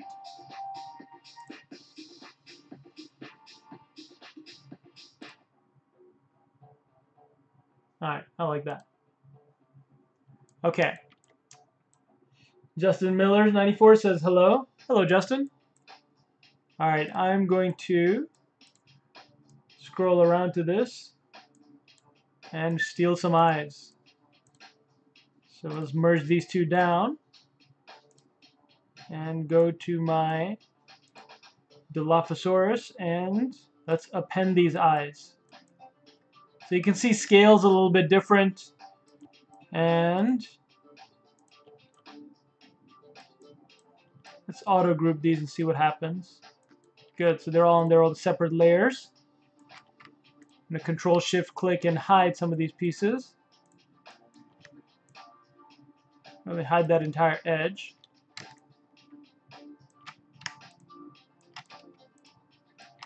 Alright, so there's one piece that I want.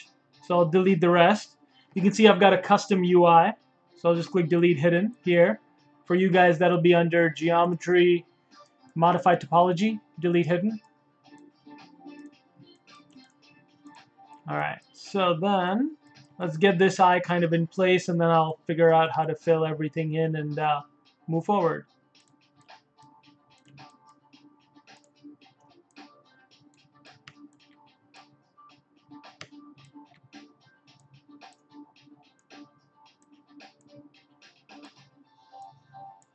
Just using the new gizmo tool to scale this and kind of get it in place.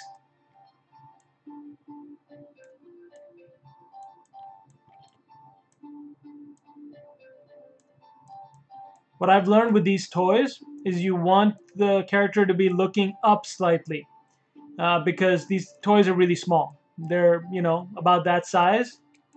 And so when you've got your characters that scale and you're interacting with them kind of like this, if they're looking down, then they'll always be looking down. So even if they're on the ground, if they're on the floor, if they're on a table, they'll always be looking down, and you can't, you know, have an interaction with them as much. So it's always good to have them looking up a little bit.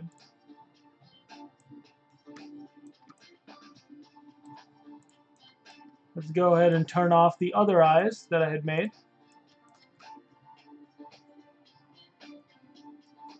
Okay. Got something in my eye as I'm working on eyes. Curse of having long eyelashes. Okay. Alright, so that looks pretty decent for placement. Scale-wise, I think I might scale them down a little bit. Go with the rounder eyes as well.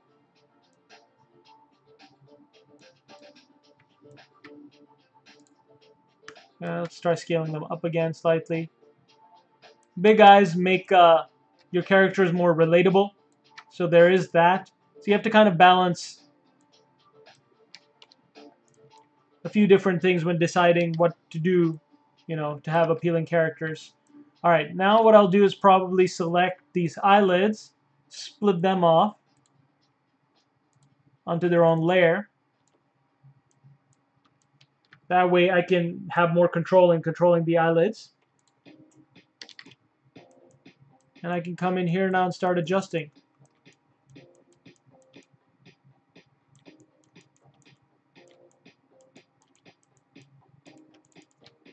So you can see I've got a top eyelid, but I don't really have a bottom eyelid. It's a conscious choice because if I add a bottom eyelid, sometimes these characters look really old, and I'm going for babies. So I'm going for baby Fungusors. I want to have maybe only an upper eyelid, but we'll see.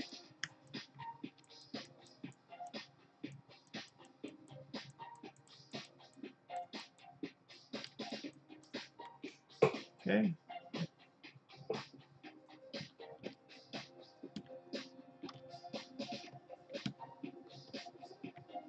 Smoothing this out, deciding how much of an overhanging ledge I want.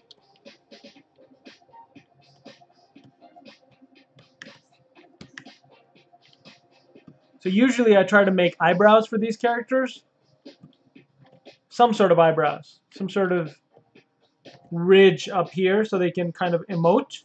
But in this case, looks like the Dilophosaurus already has this massive horn going on. So I might as well try to make that into the eyebrow. You know what I mean?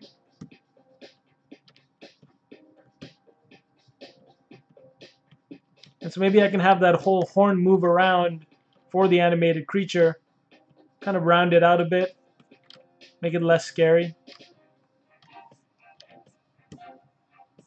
Merge it into itself a bit.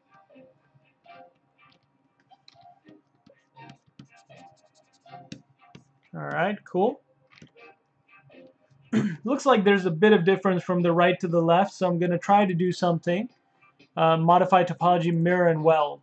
Just that basically makes the left and the right the same. So that'll help a bit, I think. And hide that middle section.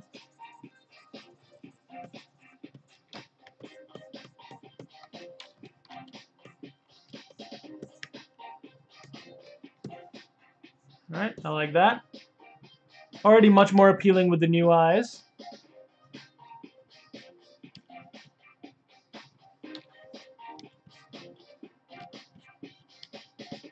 And another thing I've learned with eyes is that if you show a lot of the white of the eye, like if you show the top, then the monster looks really excited or happy, or the character basically looks scared. However, if you bring that eyelid down over the pupil, then your character looks kind of like scheming or sleepy, you know? So kind of like droopy or dopey or sleepy. So you have to decide. Every decision you make on your sculpt affects how it's perceived and how people interact with that character.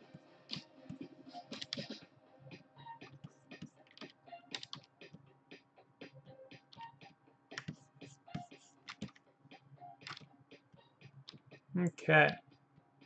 I'm liking what's happening here. Let's go ahead and mirror that over. So I'll mirror and weld those eyes. That's a good start. Go back to this body, this head.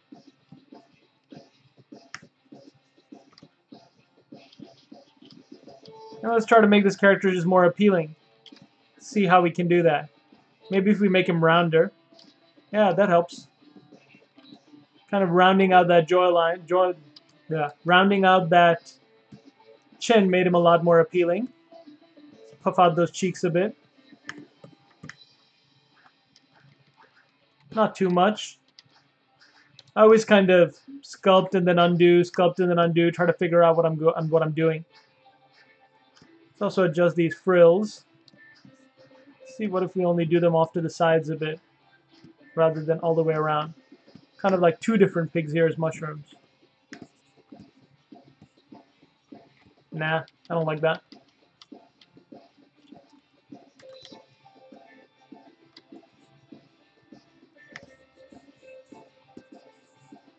So this mesh is a bit high res. Lower the volume a bit.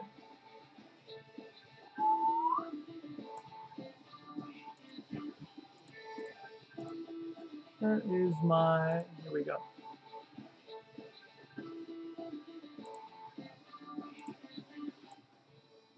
Yeah, lower the volume of that. Just be a little bit side music. All right, got another question. Ven City is asking, how can you tell me how to close more complex holes? Because if I try that, I have new geometry all over the model. Okay, let's take a look at this photo that he sent. All right, how do you close more complex holes like this? Because if you try that, you have new geometry all over the model. I'm not really sure what you mean by new geometry all over the model, but this looks like a pretty simple hole that ZBrush should be able to fix automatically. If you Dynamesh, it might fill it in automatically. If you don't want to affect the rest of your geometry, you may want to just click on Close Holes, and that might do the trick. Close Holes, I believe, is under Modify Topology Close Holes. But if that's not working for you, if both those options aren't working, the easiest way is to actually, like, let me show you.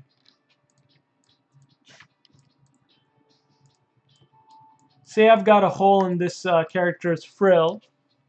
So I'll go to my select lasso. And say I've got this hole now between two parts of my mesh.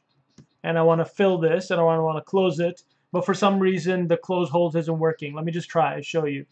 So I'll go to Modify Topology, delete Hidden first.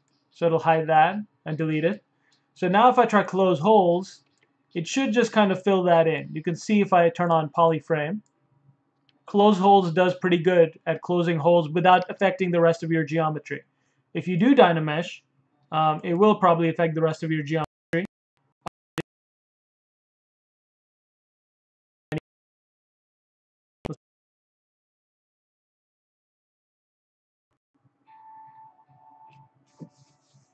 There we go. So Dynameshing also did a bit of a holes closing. So that's one other option. Let me save this file before I lose any work, because that has happened to me in the past. Okay, call it Delafo1. Okay. Excuse me.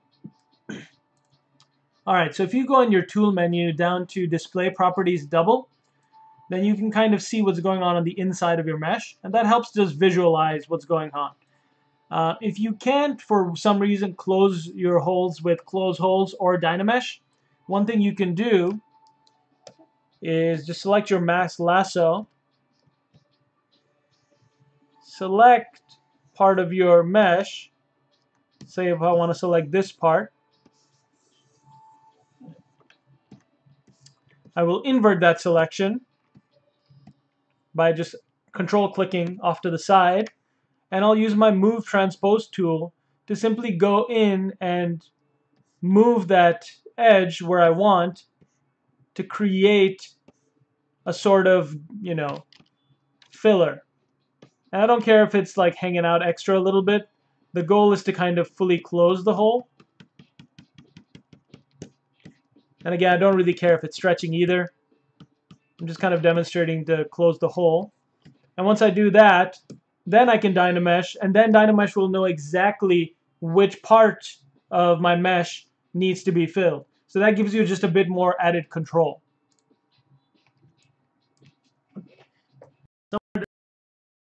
Should show part as well.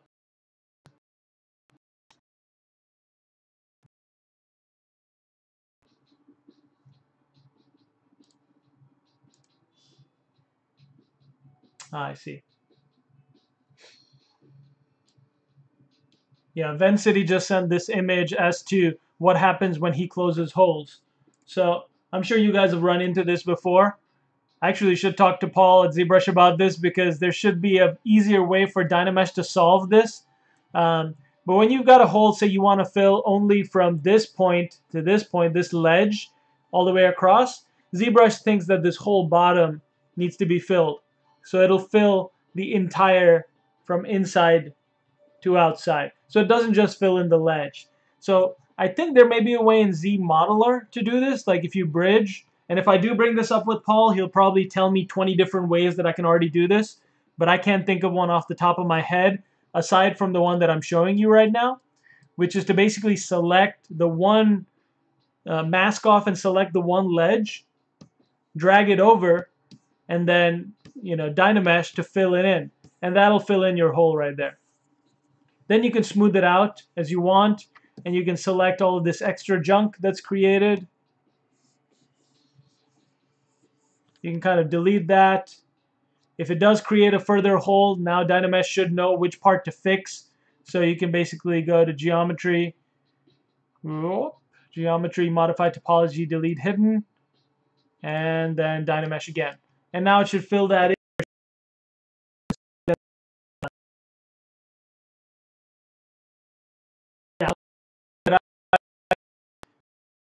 When I'm in sculpting mode, I don't want to think about tools or techniques. I just kind of want to start grabbing and sculpting. So in any case, that's one method. Inflate that up a bit again. Dynamesh again.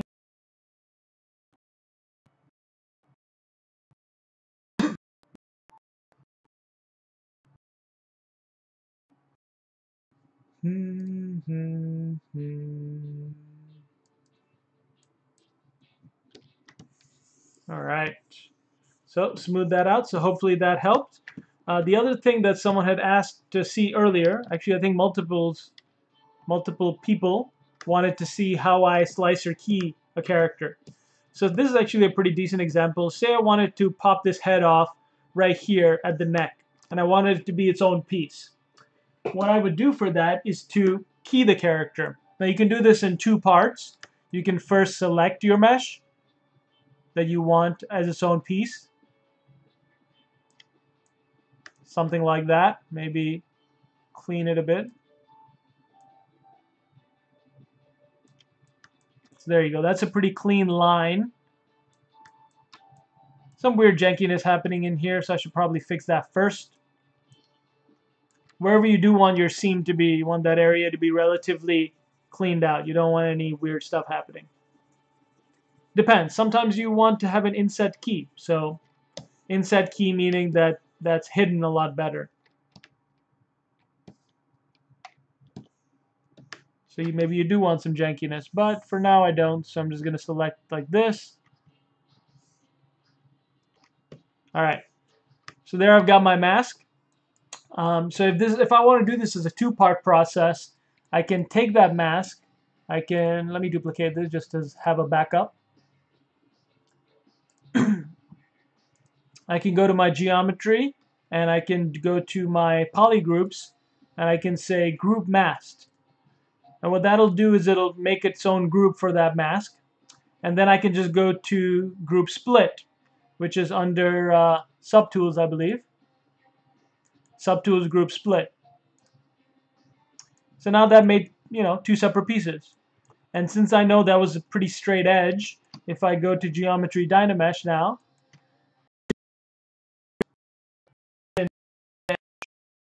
then I'll do the same on the other end.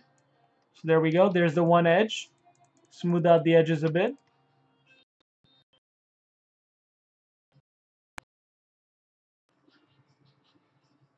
All right. Then I'll go to the other piece and I'll Dynamesh that. And it should fill that edge now. Smooth that a bit. All right. So what I want to do now,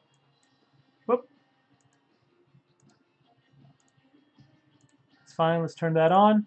So there I've got my back of my body.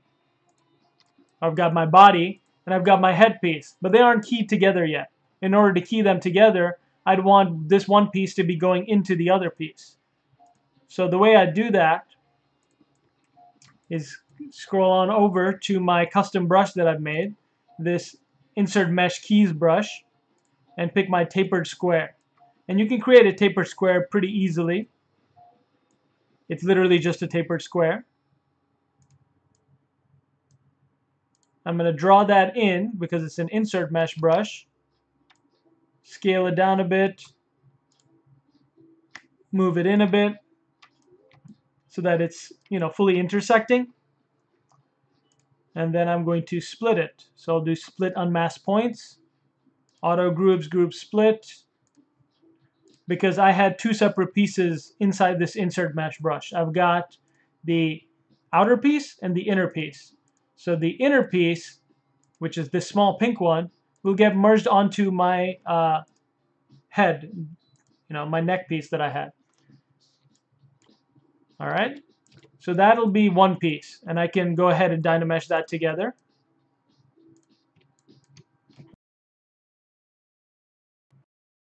All right, so there's the Dynamesh piece. If I had project turned off, it would do it a bit better. Gary Gamut is asking, how do you measure how big this key should be? All right, as a general rule of thumb, you want your key to be as big as it possibly can, especially with small toys, because you want it to be a very good, secure fit. And you may even want this to be longer so that it would go deeper into the neck. But there is no, guaranteed rule of thumb. You don't have to be a certain number of millimeters away from the edge or anything like that. Maybe it helps, but I haven't really thought about it in those terms. You want to make your key as big as possible. All right, so then I'm going to go to this key. That's the cutter. That's the larger part of the key. I'll Dynamesh that, probably with project turned off. I will turn that into a Dynamesh sub. So I'll click on this button, the half moon button, and I'll click on group as Dynamesh sub. That I believe is under polygroups. Group is Dynamesh sub. Now I can use this mesh as a cutter. So I can use it as a cutter for this mesh, the body. So I'll just press Control W to just make sure that it is its own polygroup. I'll merge down. And I will go Geometry, Dynamesh.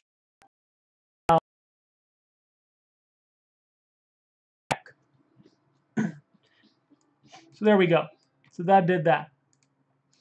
I keep forgetting that I have project turned on. I like to work with project turned off, so probably a good habit to do that because it creates a bit of rastering, as you can see. But this is just a demo, so that serves our purposes. So there's the key, and you can see how deep it goes into the head. You can even hide a bit of your model to really see what's going on. So that's actually a pretty good distance from the back, and so I think that'll work well as a key.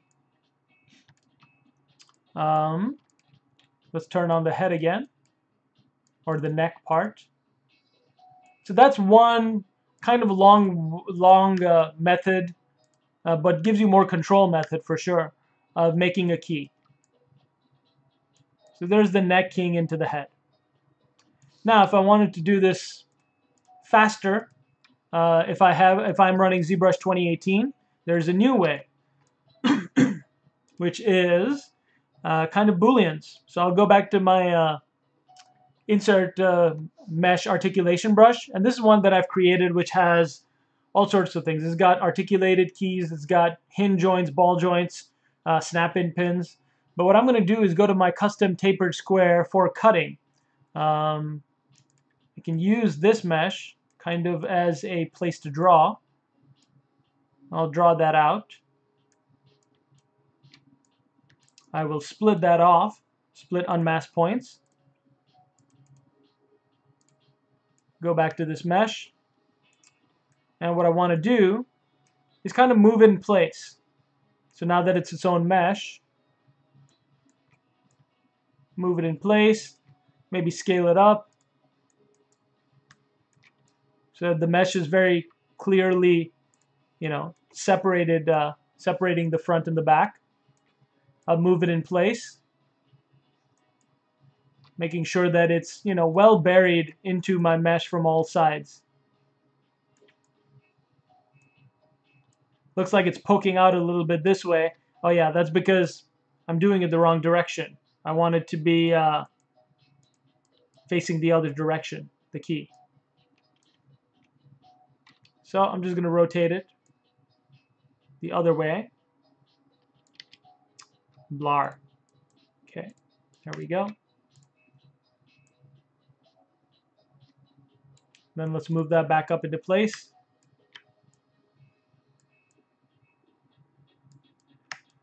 Both these methods have advantages and disadvantages. They give you, as much control as you need, and you can do either way. But this is how I key my models. All right, so that looks pretty good. It's in there. It's very cleanly dividing it. You can actually test this out. So I will group this as Dynamesh sub, and under render, I can go to my render booleans and turn on live booleans. And what this will do, in theory, if I turn off transparency mode, is it'll show me how it'll key. And so it'll basically create a very thin ledge, and on the inside, it'll have the key. So if I go ahead and run this key, so the way to do that is, I believe, under render, let's see, live booleans is on. I go to boolean and make boolean mesh. So I'll click on make boolean mesh, and I believe it'll create a new mesh. So there it is, my new mesh. I will append that on. Let's turn these guys off. All right, so here's my new mesh that was just generated. I can click on auto groups to split the front and the back, and I can do a group split. And if I turn on solo mode there, I can see what's happened. So there's the one part of the key, and you can see it actually changes the topology as well. And here's the other part of the key. So you can really do whichever method you prefer, tapered square or tapered square with a little bit of a ledge in order to do it via Boolean. So yeah, that's how I go about keying. Hopefully that answered that question. It's already 9:50, so I don't know how much progress I'll be able to make on this model in the next 10 minutes, but let's try. All right, I'm just going to toss this. Actually, don't mind this key, but right now I'm in design phase, so I don't want to think about a key while I'm designing. I want to just design. What is this? Nothing. All right, let's turn off solo mode. Let's turn on all these pieces that I like again.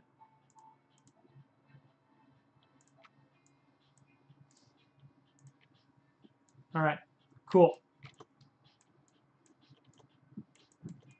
So now let's just continue designing. Go back to my clip curve brush because I see a bit of this tail is hanging down.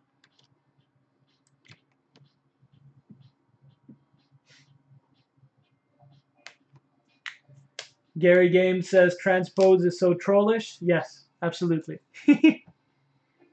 And Rufus is saying every time you Dynamesh, the stream lags for just a second. Thank you for the heads up. Appreciate that. I'll make sure not to talk when I Dynamesh.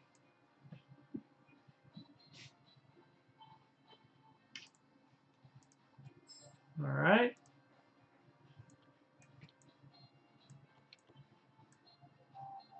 Cool. So clip that bottom edge. Now let's just go about sculpting this guy again. From what I just learned from that stego model, I want this edge to not be so sharp. So I'm just going to inflate these legs. Kind of make them more round and bulby. He is a predator, so I do want him to be a little bit sharper, maybe.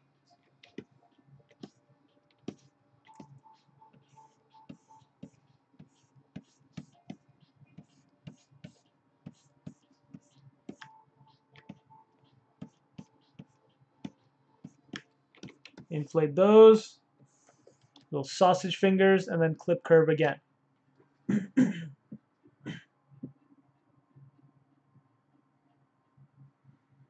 Yeah, Gary, so I'll be streaming regularly for ZBrush for 3D printing and just kind of going through a bunch of my sketches. When I'll be streaming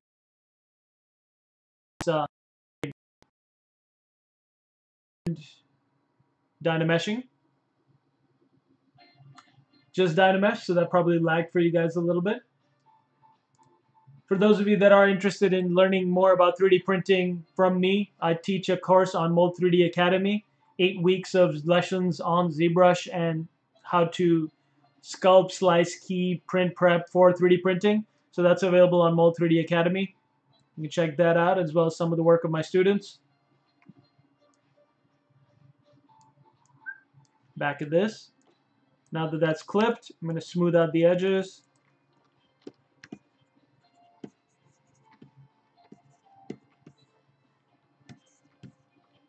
Nice and rounded, so this will be really nice when it prints, but it doesn't look like it'll be particularly scary because it is, you know, a predator. So I want to do a little bit of pinching. Not a lot, but just make it sharper. Sharper image.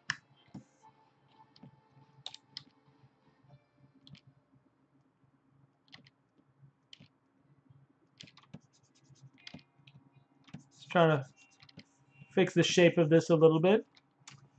Now let's do the same pinching over here.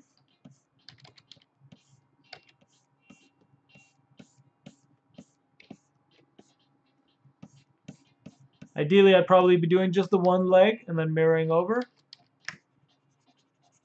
So that's okay. This is still the design phase. And I'll probably do a couple of rounds of design phase and prototype before I agree to, you know, mass produce any of these, if it gets to that point. All right, Dynamesh again.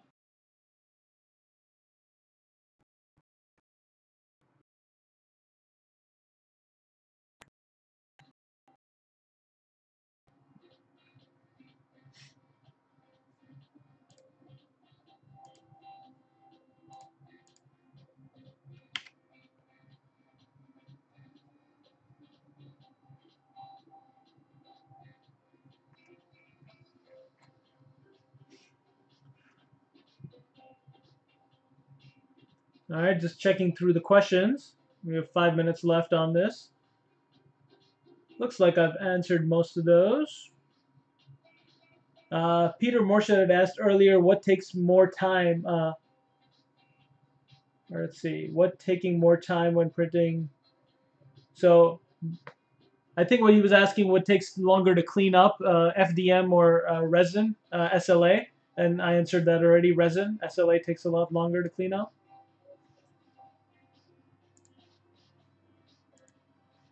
Going back to Twitch. Okay, cool. No more questions.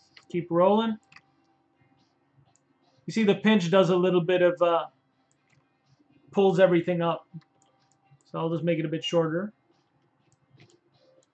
But that's looking a lot more like what I want. Instead of also clipping curve all the time, I can just inflate something and switch to my trim adaptive brush, and then it'll just adapt to whatever the height of something is I click on. Alright, so those legs are looking much better. I always try to do that. I try to jump around the model a bit, like not just only work on the face, but also work on the feet and the hands, just so it'll give me progress overall, not just a little bit.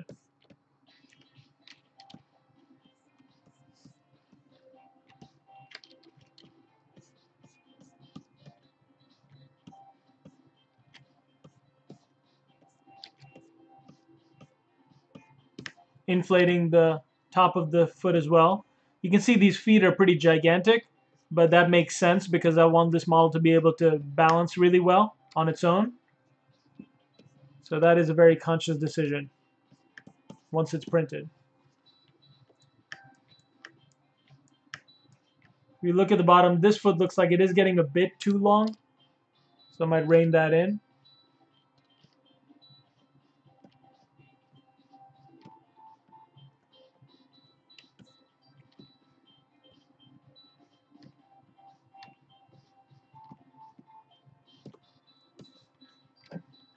And the tail is now getting a bit too sharp, so I'll do the same thing. I'll inflate the tail from the top, at least for sure.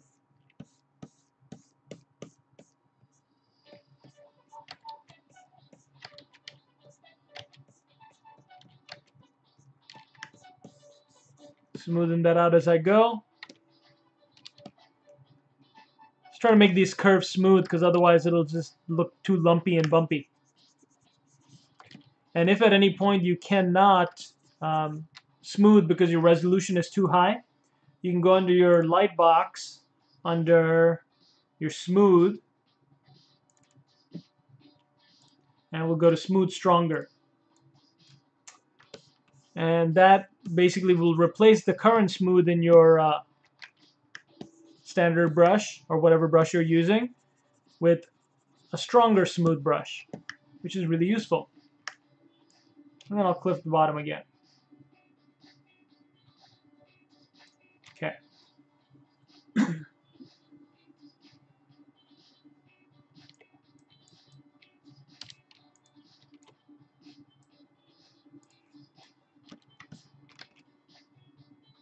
Alright, I'm going to divide this mesh, the head again, and the horns. Dynamesh that, say 300 resolution, no project. And let's try to add a little bit more character to this guy.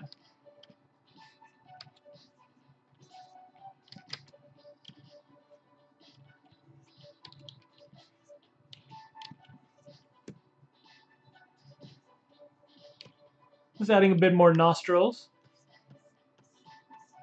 Smoothing those out. I'm going to make sure it reads from all the angles. It's going to fly around a bit.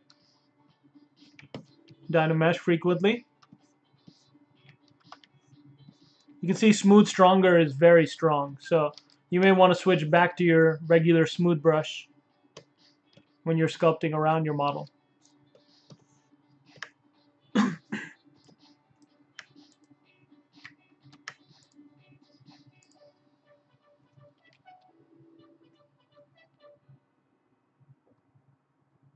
I believe the regular smooth brush is always here.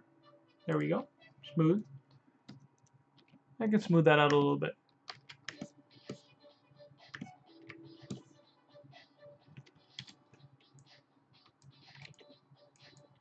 I may also want to use my dam standard to add a bit of a crease on these horns. See if I like that.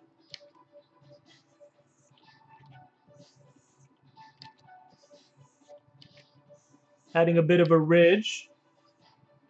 And if it gives you too much trouble, you can turn up your lazy mouse radius.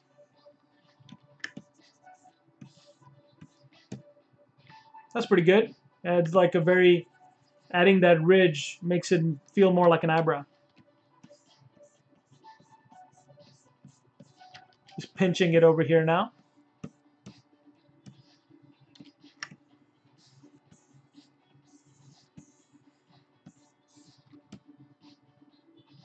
Okay.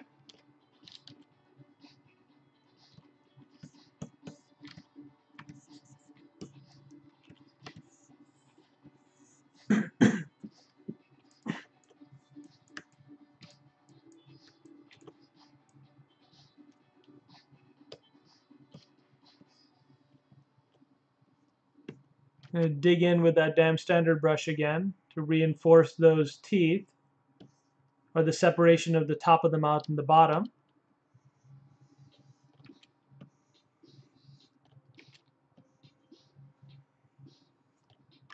Like that. Adding that ridge will really help when you print it, because then you know it'll actually read a lot better. You'll be able to see that. I don't know if I'm psyched with the design of this yet though, but I'm gonna keep at it and then we'll figure it out.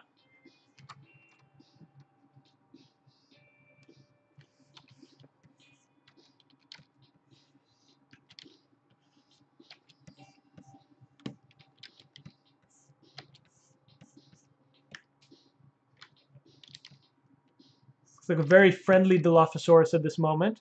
I may want to make him more scary and or excited. So let's open up the white of his eyes. There, he looks a lot more mischievous already with that simple move. So I like that. I'll keep that. He'll be more of the mischievous dinosaur. Fungusor. Alright, cool. I want to enhance this wrinkle in the back as well. For the cheek. Draw that in. Click a little bit of inflate up on the back.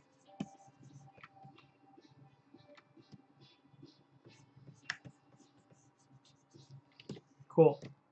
Alright, I like what's happening with his face now. I'll keep playing with it and changing it around. And maybe we'll continue it in next week's stream. Or maybe a new project entirely. We'll see. Alright, so now for the pig's ear part of the mushroom. Kind of run out of time. It's already 10 o'clock. But what I did want to do is add a lot more texture detail to the background somehow. So something like this. Probably just going over with damn standard brush, then smoothing later. Trying to make sure that I can create something that reads at the scale that I'll be printing and then manufacturing eventually. Definitely feels like a Demogorgon from the back here, but it's a pig's ear mushroom.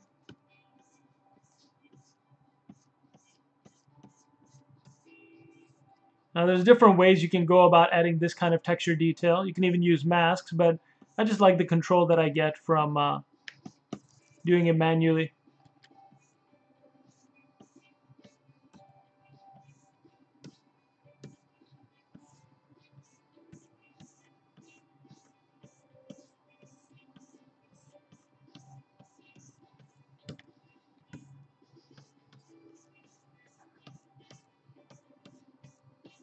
You can see I'm pretty loose with this when I do it the first time around, and I'll come back in and, you know, fix it up later.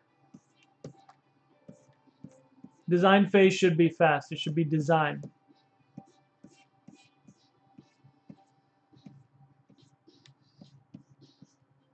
The main goal is to have a lot of asymmetry. You can hit the whole thing with smooth brush, and then later I can go in and with the inflate brush, inflate specific pieces, parts, to help it really stand out. Pretty much all the sculpting that, you know, involves techniques where you try to create interesting effects, it's a 2 or 3 part sculpting. It's never really just one brush and you're there.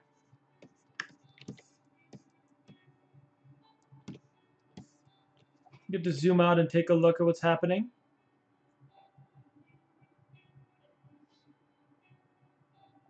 All right. It's a good start, but I want to keep playing with it. But I think that's all the time we have in today's stream. Yeah, okay, cool. Kurt's saying give him 2 pointy teeth and call it a day. All right, let's see if we can really quickly. Let's go to our insert mesh, primitives. Let's go with the full primitives. Let's go with a sphere. Draw those in there. Move in place. Whoop. Maybe in the front a bit. Switch to my move tool. Now I'll switch to my move. There you go. Point those teeth out.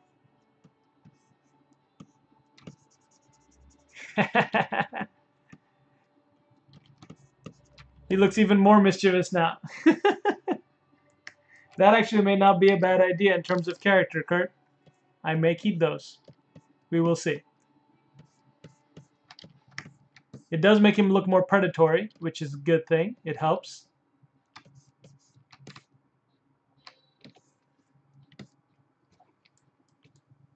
More vampire-like, more predatory. I like it. We'll see. Thanks for the tip, Kurt. All right, so that's it for about the 2 hours that I'm scheduled to stream, guys.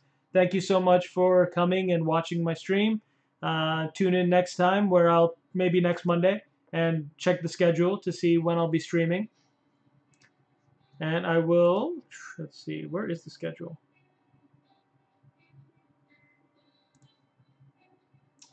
Now I'm trying to figure out where the schedule is. It's like artist and pixel. Nope, let's see. ZBrush stream, presenters. All right, yeah. So go to pixelogic.com/ZBrushLive/presenters. You can scroll down and find me, Aiman Akhtar, and you can check out my past broadcasts in there. This one will probably get uploaded up in a couple of days. And yeah, I'll see you guys next time, all right? Cheers.